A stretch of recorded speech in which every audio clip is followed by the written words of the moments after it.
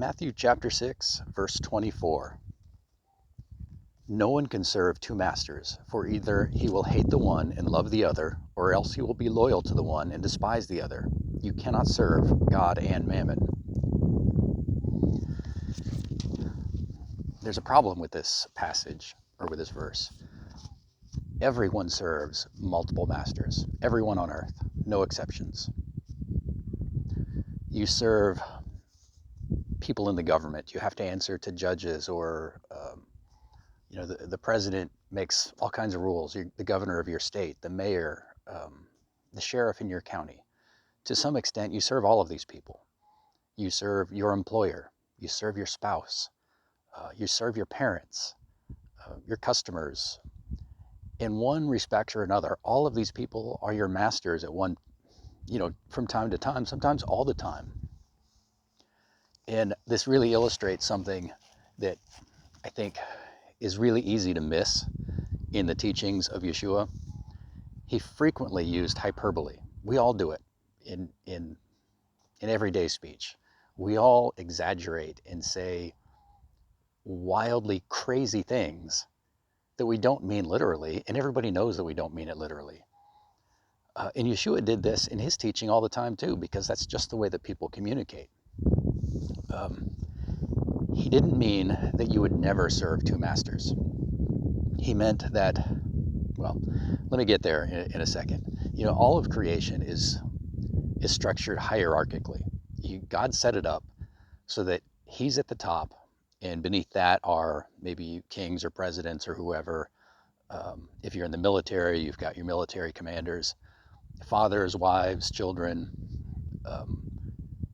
Everybody is in a hierarchy. Every animal, everything in creation is in some kind of hierarchy with God at the very top. Ideally, every level of this hierarchy is submitted to God. It's much easier for a wife to submit to her husband if he is first submitted to Yeshua. And we know that Yeshua is submitted to the Father. He said so. He said that he never says anything that God didn't give him to say. Now, but we also know that we don't live in an ideal world. Nobody's perfect. Nobody is always submitted to God the way that they should be. We're not always perfectly obedient. We all screw up. We're all selfish. We all serve ourselves sometimes. And the people who answer to us suffer for that. And the people that we answer to suffer for it as well. The key here in serving multiple masters, the thing that Yeshua was really getting at, is that when we have these inevitable conflicts, when God's law says to do this, but the person we have to answer to right in the here and now says, I want you to do this. Well, who are you going to obey, God or man? God has instituted authorities on earth. Husbands and fathers in their homes. Hey, Ruger. Neighbor's dog came to visit. We all answer to our employers. And our employers, our government officials, our husbands, our parents, they're always going to tell us sometime to do something that God says not to do. When it really comes down to it, when the rubber meets the road, who is the final arbiter of your moral choices? Whose law are you going to follow?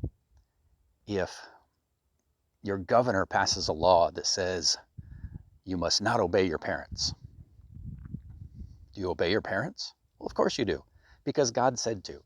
God said to honor your father and mother, and that doesn't expire until they're dead. And even then, you should respect their memory. If your loyalties are divided in the way that Yeshua is talking about, it means that sometimes you might obey government or your employer, and sometimes you might obey God, depending on who you feel like obeying or what's going to benefit you the most today. If money or privilege or power, any of these things decides who you're going to obey at any given moment, then that thing is your real master. not your employer, not your parents. It's the thing that determines who you're going to obey that is your master. So if God's instructions determines whether you're going to obey your husband or God's law, then God's instructions or God is your master. And that's the way it's supposed to be. Whenever there's a conflict, what would God have you do? What would God tell you to do if he were in the place of that person? Would he agree with those instructions? If not, then you shouldn't either. You are not beholden to tyrants. You do not have to obey any instructions that run contrary to God's commandments. God is the final arbiter of right and wrong, nobody else.